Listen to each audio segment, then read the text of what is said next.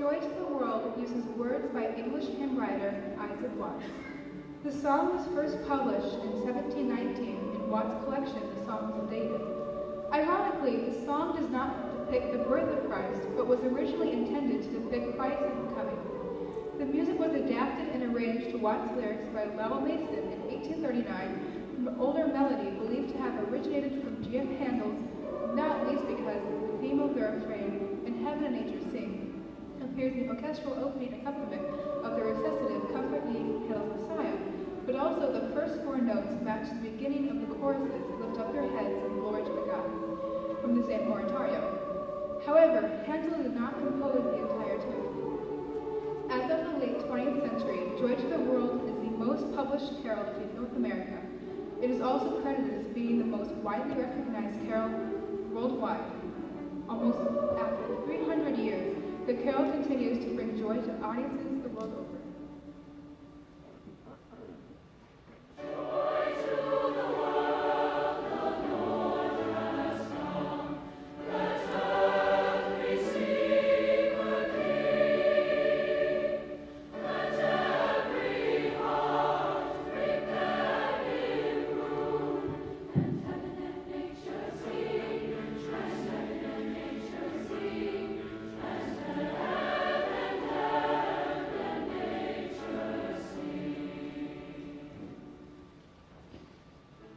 O Come All Ye Faithful was originally known by its Latin name, Adeste Fidelis.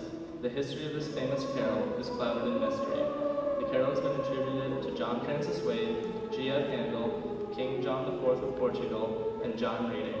There were several musical themes written around the time of the composition that are similar, but it is impossible to know whether they were written in imitation of the carol or if the carol was based on various themes.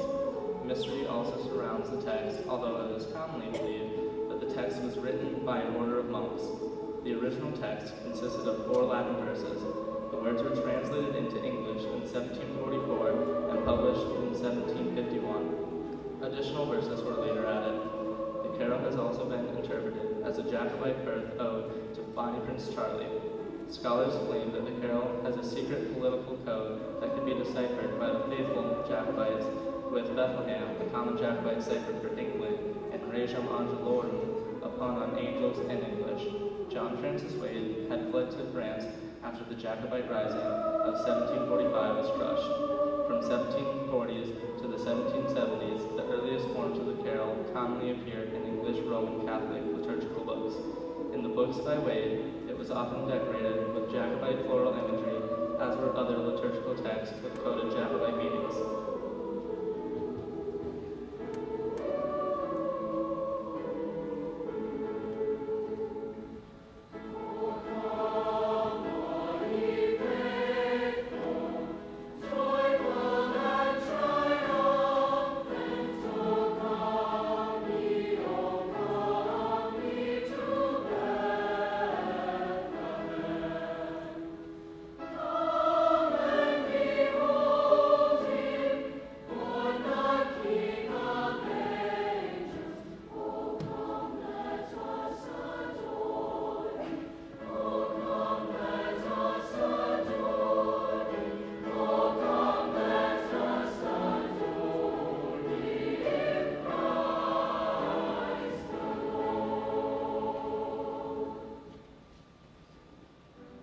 Hark the Herald, Angels Sing first appeared in 1739 in the collection of hymns and sacred poems, having been written by Charles Wesley. Wesley had requested and received slow and solemn music for his lyrics, not the joyful tune expected today. Moreover, Wesley's original opening couplet was "Hark how all the welkin rings, glory to the King of Kings." The popular version is the result of alternations by various hands, notably by Wesley's co-worker, George Whitefield, who changed the opening couplet to the familiar "Hark the Herald, Angels Sing, Glory to the Newborn King," and music by Felix Mendelssohn. 100 years after the publication of hymns and sacred poems, in 1840, Mendelssohn composed a cantata to commemorate Johann Gutenberg's invention of the printing press, and it is music from this cantata, adapted by the English musician William H. Cummings to fit the lyrics "Hark the Herald, Angels Sing," that propels the carol of today. What do you get when you combine a slow and somber sacred poem with a secular cantata praising the printing press? You get this timeless carol.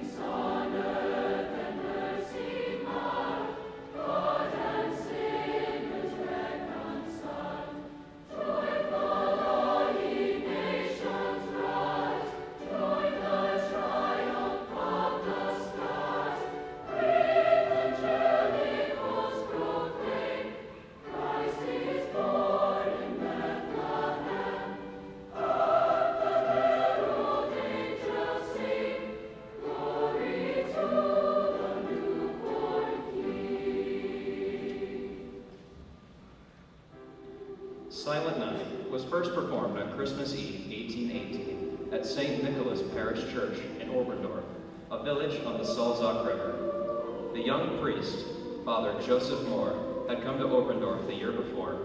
He had already written the lyrics of the song Stille Nacht in 1816.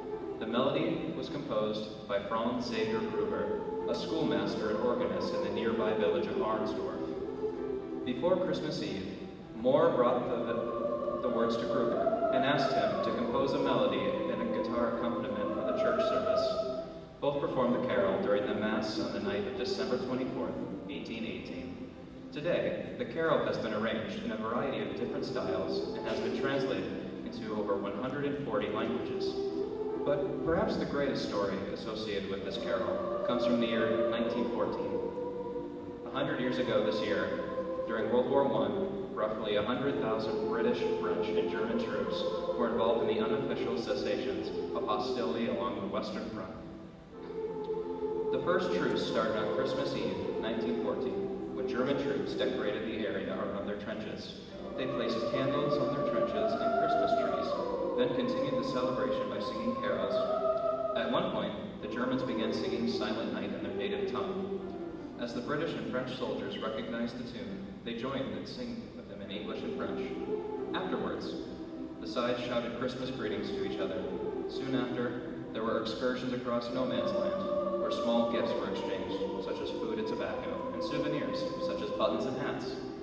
The artillery in the region fell silent. The truce also allowed for a breathing spell, where recently killed soldiers could be brought behind their lines by burial parties. Joint services were held. On Christmas Day, joint football matches were played. The truce continued for many into New Year's Day. The story of Silent Night illustrates the